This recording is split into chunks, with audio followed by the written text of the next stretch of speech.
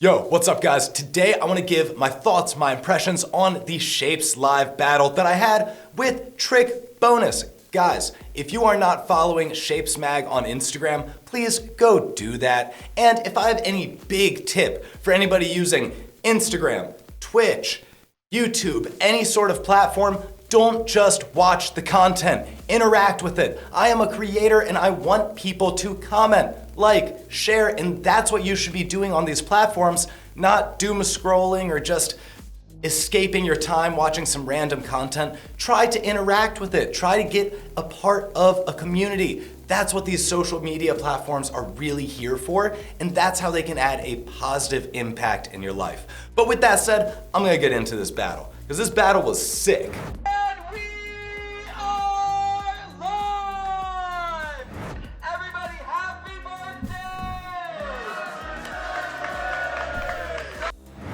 Yeah, a real quick note on the rules of the battle. The Shapes Live battles are a 1 minute battle. It is timed. So there's 60 seconds on the clock when the first trick is thrown, and then your goal is to just go at it to please the audience.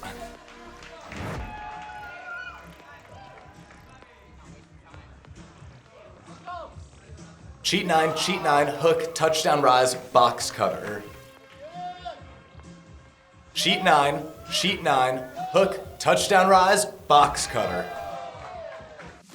That is something that one of my old instructors, Anthony, used to do to me all the time. When I would battle him, if he could do the combo that I could do, he'd do it too. Because that's the thing, in a tricking battle, you're trying to show that you're just better than the other guy. There's no real rules or regimen. You don't have to do one thing. You don't have to do another. It's all just dependent on what you want to do and how you want to express yourself during the battle itself. And right now, when Trick Bonus did that, cheat 9, hook, touchdown rise, box cutter, I'm like, dude, you need to show me you're more of an individual. I know that combo. That's a pretty strong combo that requires a good tricker to do it, but I know you're a good tricker, Trick Bonus. I want to see your individuality. And that's exactly what he did.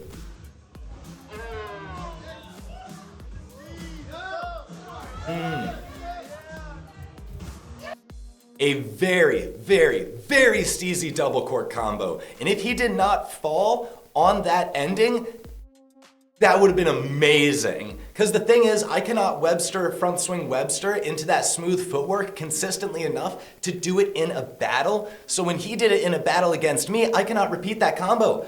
I now have to throw my stees at his stees, so that way we can have a stees off, so to speak. And he cuts the hand off, which is what you need to do during a battle. You don't need that hand. Cart, double full hyperhook, rise, rise, rise, rise, rise, rise, rise, rise, rise. Coin drop, elbow touchdown rise, drop to the back, touchdown hook, master scoot, cork to Iron Man.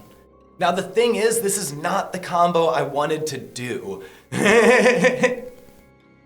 When Adam said 30 seconds left in the battle, I knew that I needed to fill time.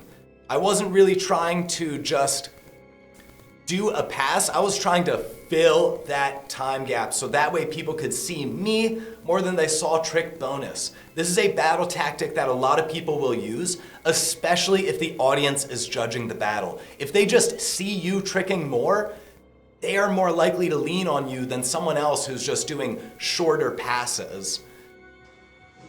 And Space Jam came on. When you hear Space Jam come on, you want to trick to the beat. Whenever you hear any music, you want to trick to the beat. And the fact that I was able to slam on the beat is so important. I wanted to double cork into that Iron Man instead of just doing a single cork, but I was drifting way too close to the wall and too close to our setup. I knew that if I shot out to rip that double cork and then land it, I might have just kicked the living death out of our whole camera setup. But this gave enough time for Trick Bonus to do one more pass.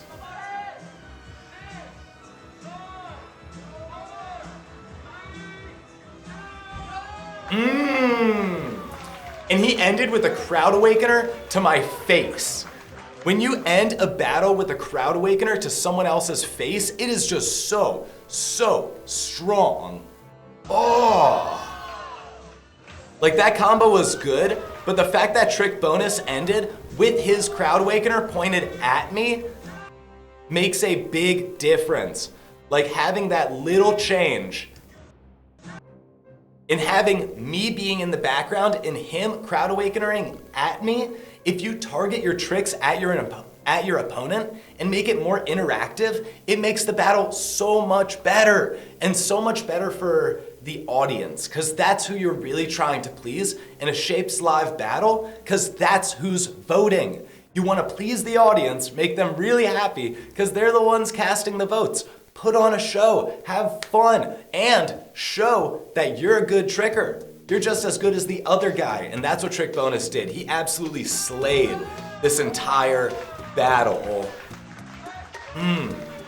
Absolutely killed it. Now I kind of want to talk about my battle strategy, my mentality, what my exact thoughts were going into every single pass. I talked about it a little bit, but I want to go into a little bit more detail. Yeah, I want to talk about this again because it's really important. If you do a battle that is timed, it is very different from a battle that is by pass.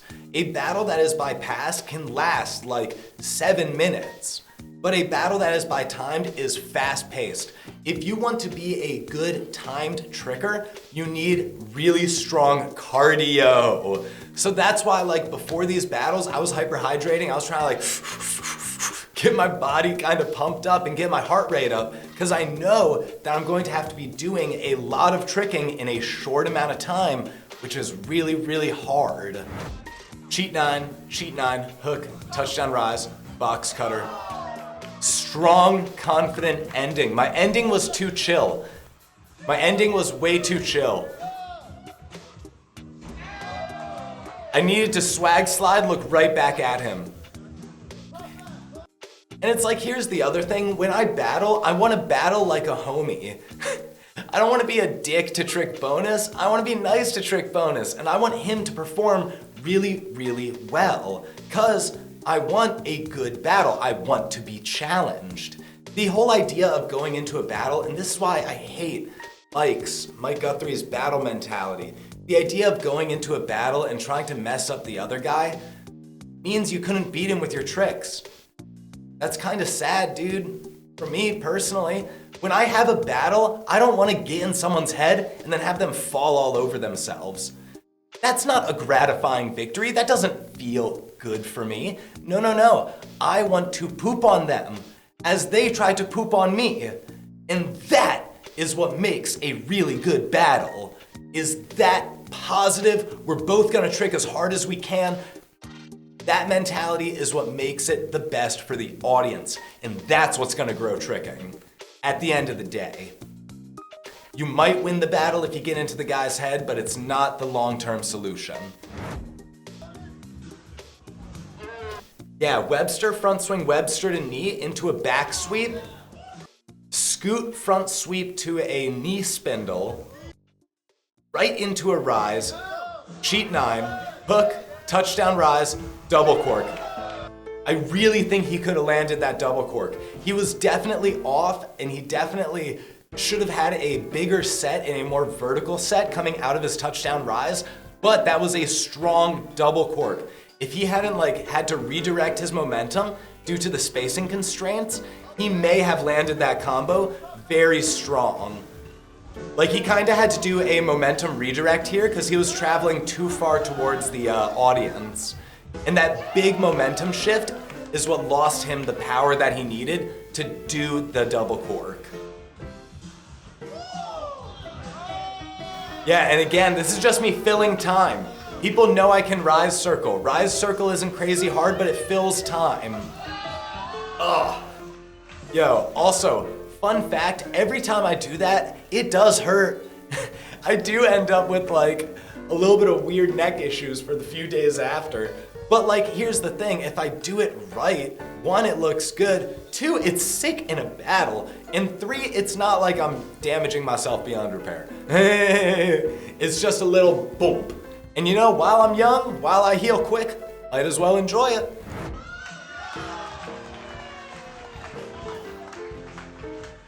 Yeah. And then Trick Bonus threw his final pass, which I thought was really good. I thought this was a really strong final pass. Long kick chain to fill time into a strong crowd awakener. Now, I also want to say the difference between battling like a homie and a gentleman and battling like a jerk or a dick, I don't know what I was trying to say, is if I had then, after the time had finished, run up and done a crowd awakener right in his face, that would have hugely swung the votes in my way. That would have been like, if there were judges judging that battle, then they would have been like, oh dang. But here's the thing, I'm trying to be a homie. I want to battle Trick Bonus again and have him try to beat me. I want stuff in my pocket for that next battle because he's gonna keep getting better and I need to be ready, man. I need to be ready. So that is one of the reasons that I try not to, when I battle, I'm not trying to stomp on anybody. I'm not trying to shit on people. I'm trying to have a good tricking battle because that's what's fun to me. It's not fun for me to have someone falling all over themselves in front of me. No. I want them to be good at tricking so that way I can be good at tricking and we can all be good at tricking together. Ugh. At least that's my super hippie rant of the day. That's how I feel. That's how I feel. Genuinely. I want tricking to grow and I want people to get better at the sport, but not to be mean about it.